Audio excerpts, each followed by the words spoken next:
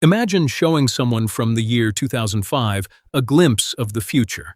Not flying cars, not teleportation, just this. In about 20 years, millions of people will intentionally speed up every video, every podcast, every lecture, every audiobook they consume.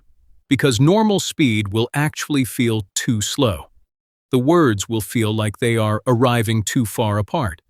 The pauses will feel like interruptions. The natural rhythm of human speech will feel like it is wasting their time. The interesting thing is that nothing went wrong. Something very specific happened. A series of small technological shifts that changed what the brain expects, what feels comfortable, and what feels like an acceptable pace for receiving information. And the story of how normal speed came to feel slow is actually the story of how the internet quietly rewired the relationship between the human brain and the flow of time. This video is not really about a playback button. It is about how an entire generation came to experience patience differently, and what that tells us about the direction everything is heading. Subscribe to Freud Mind, and let us get into it, at whatever speed feels right to you. To understand where we are, it helps to understand where we came from. For most of the history of recorded media, there was no such thing as playback speed. This was not a feature that existed and was being withheld. It simply was not part of how media worked. When you watched a VHS tape, the content arrived at one speed, the speed it was recorded at. You could not fast forward through words because fast forwarding produced incomprehensible noise, not sped-up comprehension. DVDs added chapter navigation and some basic control. But playback speed adjustment was not a standard consumer feature for ordinary viewing. Television arrived in real time. You watched programs as they broadcast, at the pace the broadcaster chose. Cinema, even more so. The entire experience was predicated on a shared, uncontrollable pace. Everyone in the theater watched at the same speed. The director's timing was absolute. This was not experienced as a limitation because there was nothing to compare it to. When one speed is all anyone has ever known, one speed feels like the natural state of things. Attention in this era was shaped by the format. You sat with the content at the content's pace, and that was simply what watching or listening meant. Normal speed felt normal because it was the only speed that existed. Then, YouTube launched in 2005, and everything began to change, not because of any single feature, but because of a combination of developments that built on each other over roughly a decade. The playback speed feature on YouTube initially existed for accessibility purposes. It was designed so that people with hearing or processing differences could slow content down. The idea that people would use it to speed things up was not the primary intention. But that is exactly what happened. The first people to start using faster playback consistently were students and self-directed learners. Online courses exploded in the early 2010s. Platforms like Coursera and Khan Academy made university-level content available to anyone with an internet connection. And suddenly, people were watching hours of lecture content in their free time. When you are watching content voluntarily, at a time of your own choosing, the efficiency of consumption becomes a variable you care about in a way that a captive classroom audience simply does not. If you could understand a professor speaking at 1.5x speed, and it turned out you could, without significant comprehension loss for most content, then choosing 1.5x was not a trick. It was rational. You were getting the same information in 2/3 of the time. The logic was airtight. Podcasts accelerated this shift in a different way. The podcast format, by its nature, tends to involve more conversational pacing, more digressive language, more filler than a scripted lecture. When podcasts became genuinely mainstream, the appetite for condensed versions grew quickly. At 1.5x, a 2-hour conversation became 80 minutes. At 2x, it became an hour. The content was the same. The time invested was dramatically less. Audiobooks followed the same pattern. Reading speed varies considerably from person to person, and many people read faster than audiobook narrators speak at standard speed. Speeding up the narration brought the listening experience closer to natural reading pace for many users, which felt not like rushing but like matching the format to how their brain actually processed text. The brain's ability to adapt to faster speech is genuinely remarkable, and understanding the mechanism explains why the 2x habit develops so readily and why it can feel so permanent once established. The brain processes speech through a system that is doing something considerably more sophisticated than simply decoding sounds. It is actively predicting. At every moment during speech comprehension, your brain is using context, meaning, syntax, and pattern recognition to anticipate what is coming next. And that prediction reduces the processing load of what actually arrives. When you listen to speech faster than normal, what happens is not that the brain simply runs faster. The prediction system becomes more active. Pattern recognition sharpens. The brain learns to extract signal from faster input by becoming more efficient at the anticipatory processing that was already happening at normal speed. This is a form of neuroplasticity, the brain adapting its processing to the demands being placed on it. Studies on speech processing have found that most people can follow speech at up to about 1.5 seconds speed, with comprehension comparable to normal speed for familiar topics. At 2x, comprehension decreases for many people, though habitual users show greater tolerance. The limit is not a fixed wall, but varies by content complexity, listener familiarity, and individual processing capacity. The critical implication of this adaptability is that the brain does not experience faster speech as faster once it has adapted. It experiences it as normal, and when it encounters the previous normal, it experiences that as slow. The brain is not a fixed measuring instrument that evaluates stimuli against an absolute standard. It is a relative instrument that evaluates stimuli against recent experience. Loud music sounds less loud after 20 minutes in a concert venue than it did when you first walked in. Strong coffee tastes less strong after you have been drinking it for a week than it did on the first day. A bright room feels less bright after your eyes have had time to adjust. This is adaptation, and it is one of the most fundamental features of how the nervous system manages the ongoing flood of sensory and experiential input. The same mechanism applies to information speed. Once your brain has adapted to receiving information at 1.5x or 2x, once it has recalibrated its prediction system, sharpened its pattern recognition, and established a new expectation for input rate, the previous rate registers as genuinely different. The pauses between words feel longer. The space between ideas feels wider. The pacing of normal speech activates something that functions like mild impatience, because the brain has recalibrated its expectation of how quickly content should arrive. This is not unique to speed. It is the same phenomenon that explains why sugar tastes sweeter when you have been avoiding it, why the first cigarette after a long abstinence hits harder than the 100th in regular use, why returning to a previous level of intensity after increasing feels like going backwards. The baseline shifts with experience, and the previous baseline no longer feels baseline. It feels below it. The speed preference phenomenon does not exist in isolation. It is part of a much broader shift in the information environment that has been building since the mid-2000s and accelerated dramatically through the 2010s. The rise of short-form video content represents the most extreme version of a trend toward shorter, faster, more immediately engaging content. These formats did not emerge because creators decided shorter was better. They emerged because the data showed that shorter retained more viewers, and the algorithms that determine content distribution optimized for retention, which optimized for shorter content, which conditioned audiences to expect shorter content, which made longer content harder to sustain attention for. A cycle that has been accelerating consistently. The brain's reward system plays a significant role in this.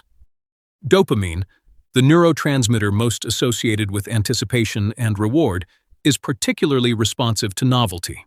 New information, new content produces a dopamine response.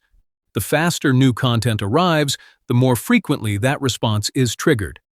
A TikTok feed that delivers a new video every 15 to 30 seconds is producing more frequent dopamine responses than a 30-minute documentary. Not because the documentary is less interesting, but because the novelty signal fires more frequently in the short-form environment. Sustained exposure to high-frequency novelty changes what the brain treats as the default expectation for stimulation. This is not a corruption of normal brain function. It is normal brain function adapting to the environment it consistently inhabits. But the adaptation has consequences for how slower-paced content is experienced. There is a practical question worth examining honestly. Does watching at 2x actually save meaningful time? And does the time saved come at any cost to what is retained? On the time-saving side, the arithmetic is genuinely compelling.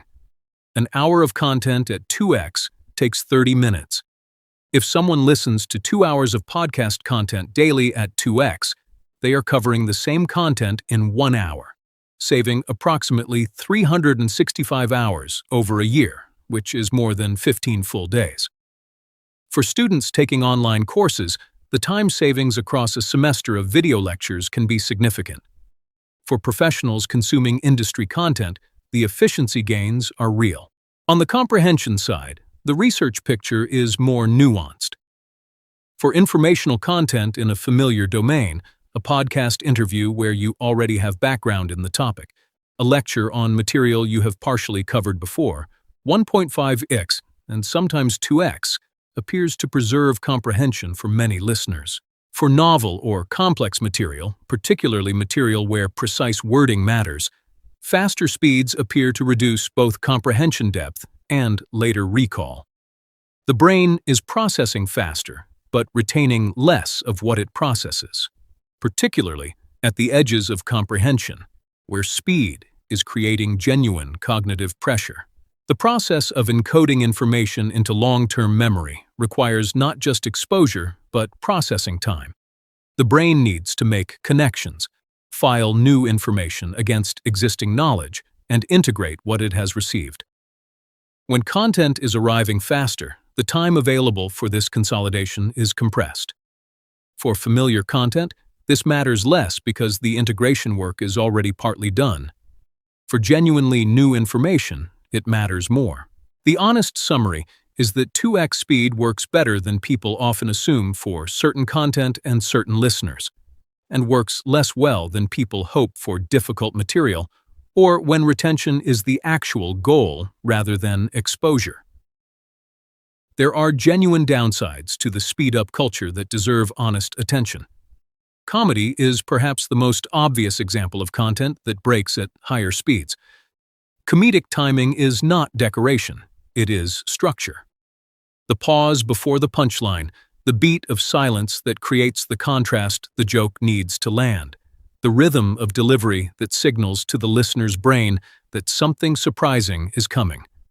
These are functional components of how comedy works.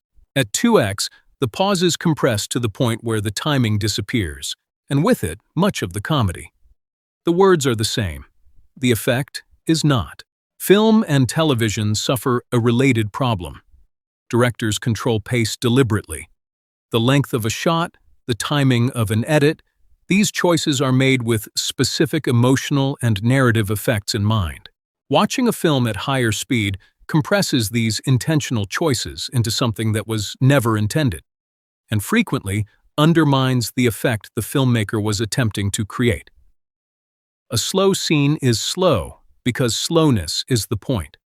Speeding it up does not preserve the scene. It removes what made it work. Music within video content is similarly affected.